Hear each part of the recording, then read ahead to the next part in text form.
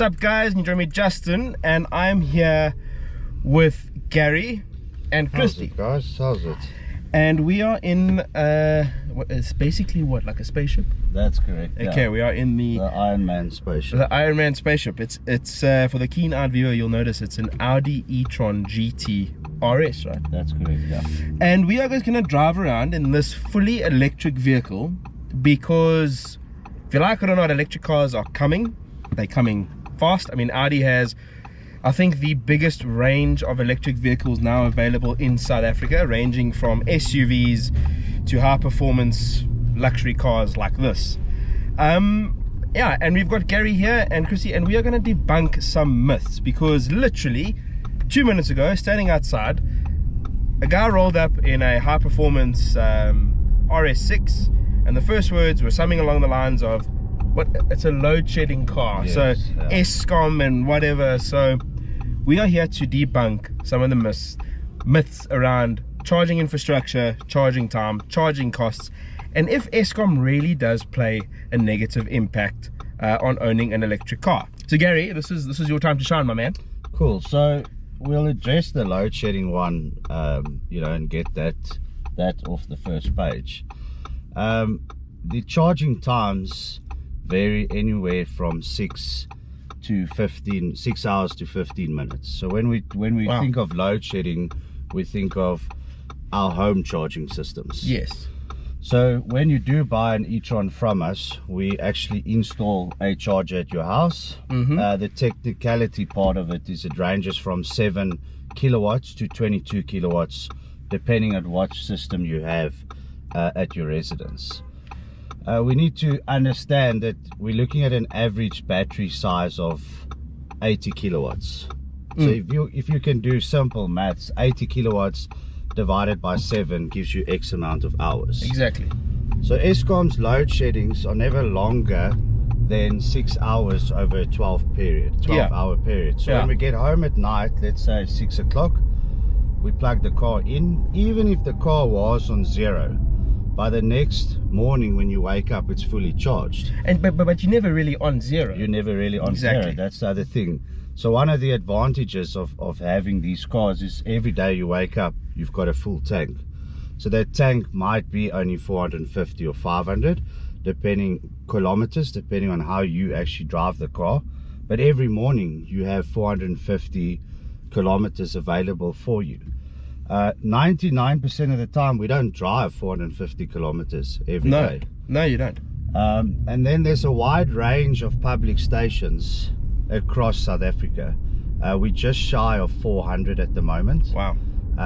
So most malls, Brooklands, Centurion Mall, Menland, Woodlands, think of a mall in a city or a suburb rather, it has public stations. Yeah. And those vary from anywhere from half an hour to 15 minutes to have the car charged. That's crazy. That's from 0.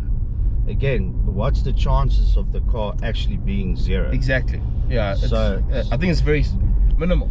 Very minimal. So for a daily use, it's a lot more convenient than a combustion car will ever be. Yeah.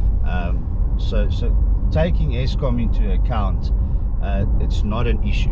We're able to charge our phones every day, whether there's load shedding or not, and we need that same mentality when it comes to actually purchasing an EV car. This feels pretty normal. I mean, we're doing the speed limit. You aren't in like a hardcore eco mode now. No, just a normal auto drive function now. Yeah. So when it comes to a customer walking into the door, are you finding that customers are asking about these compared to some of the petrol powered cars, or are they walking in saying, I want an EV? Or is it a case of, I was looking at, say, an SQ5 or an SQ7 or even an RSQ8, but tell me about the EV? So the interesting part is the customer that comes in looking for a Q7, for example, does take the time to compare it to one of the e-trons. Okay. Because of the fact that it's, you know, similar size, similar functions at the end of the day. So they do come in, I want to say something. Audi launched 6 of the flagship models in South Africa. Yeah. So the A3s, A4s, A5s, A6s, Q3s in the e-tron range are coming. Yeah. But we launched the flagship range.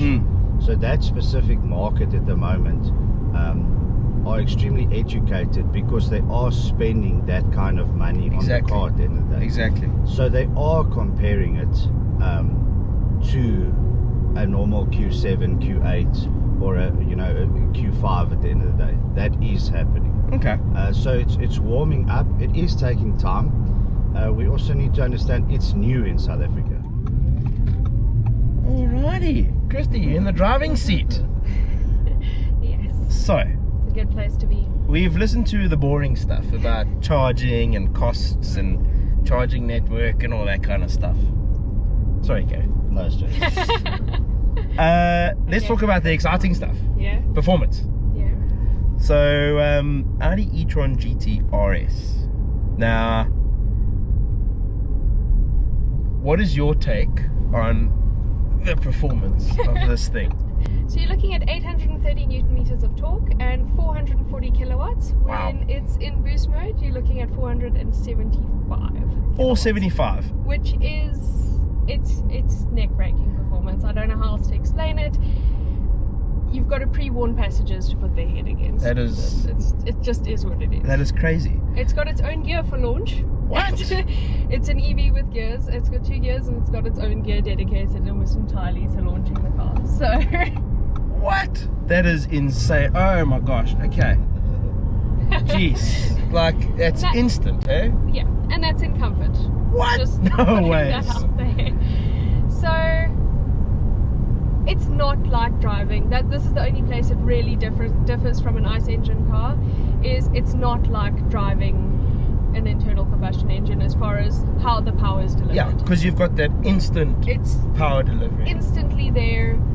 Obviously you've got a better center of gravity because the weight's all at the bottom where the batteries are. So the car it's heavier, but it handles beautifully and it's got all that power. So it's a perfect combination between sport and comfort. Oh, that's fantastic.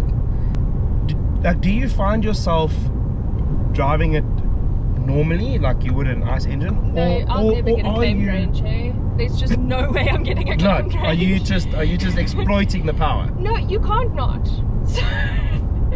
So as much as I did a test, I was like, cool, I want to drive it today. I want to see, can I get the range claimed? Yeah. And I could definitely do it. I was on average when I was driving like a civil person, almost recuperating all the power I was using. Oh wow, okay. Yeah, so you're getting most of the power back.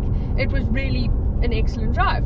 Unfortunately, I felt the need to prove that the electric car was better than any car parked next to a robot. Yes. And Even the guy in his little Toyota Etios, you're like, watch this, buddy. 100%. I'm like, everyone needs to know that. Yeah. I'm silent and quick.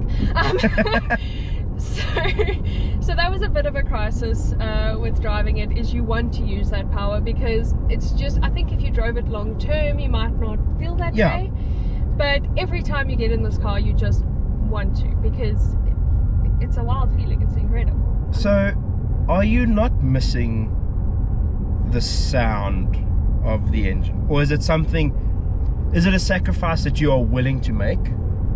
Because I'll be honest with you, it's a sacrifice, I can't believe I'm going to say this, but it's a sacrifice I'm willing to make because I really like EVs and I really think they're cool.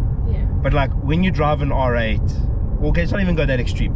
When you're driving like an RS7 or an RS6 or something that has similar performance to this, Yeah. there's that engine sound, there's that, when it changes gear, there's that kick. So it's a difficult one. I'm a car person. I started working at Audi because of the R8. That 5-cylinder engine and the noises it makes in the RS3 and TTRS, incredible, absolutely love it. And before we got the EVs, I was like, me. Yeah.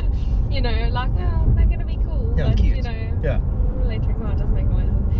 But you get over it so quickly once you're actually driving the car, because noise is part of, I think it fits into the same box in your head as excitement. So Yeah. it fits into that, this fun new thing, it's loud, it's exciting. Having driven the louder cars on a long term, that noise is exciting when you turn it on sometimes. It's exciting when you drive it sometimes. It's not exciting always.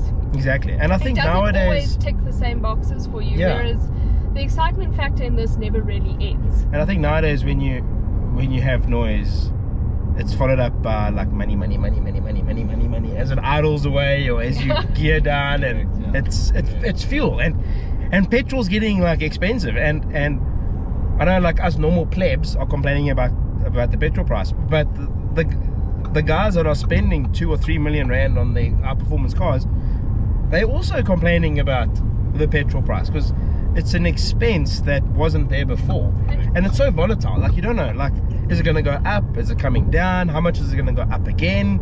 Well, it never comes down more than it goes up. Exactly. So Exactly. it's never going to come down to what it was. So yeah, look, I for one like the EV. Yeah. I do like the performance that these EVs give, but I am excited to see when it becomes more accessible to the masses. Yes. Yes. When you have your Q4s, your smaller cars, where more people can afford these, and I think, you know, the infrastructure will catch up. Like I was saying before to other people, everyone always says, oh, but there's not enough charging stations. You can't. Not everyone can have an electric car. There's not enough charging stations. And you say, yes, well, remember when the car was first invented? I don't think there was a petrol station on every corner. No, it was by appointment. That took time. Yes. Whereas this EV story is going to take time, and also, I don't think tomorrow when we wake up, every car is going to be EV. No, it's going to take. It's going to take some time to get into. Yes. And if you are doing 400 Ks a day, then maybe an EV is not for you. But again, if you're spending the amount of money on these cars, chances are you have another car. Yes. And you fly to Cape Town. And you fly to Cape Town, and you fly to Durban. Yes. And you may be going to the office and back during the week, which is not really far. Or you're working from home. I mean, the dynamics of work has changed. And I think our dynamics of travel has changed. So yeah, I'm a big advocate for the EV. And I think here in South Africa, it definitely works. Like you said earlier, it's a case of when you get home and you've bought one of these, there's a charge box in your garage. Yes. You hop out, and before you go into the house, you just plug it in. You've got a 24-hour petrol station. Exactly. Yeah. If anything, in my personal opinion, it's more convenient. Yeah. I do 30 to 40 Ks a day. You know, for me to drive a car like this was more convenient. Yeah. I just plug it in twice, maybe 3 times a week. I don't have to plug it in every day. Exactly. And even then, there's overkill. Yeah. But just to be safe. I only used about 13 kilometers of range. Hey? Yeah. Yeah. We only used 13 kilometers, but we drove like out on the highway. Our drive has been that was quick, because I think, you know, the car's quite quick. But guys, you know, thank you so much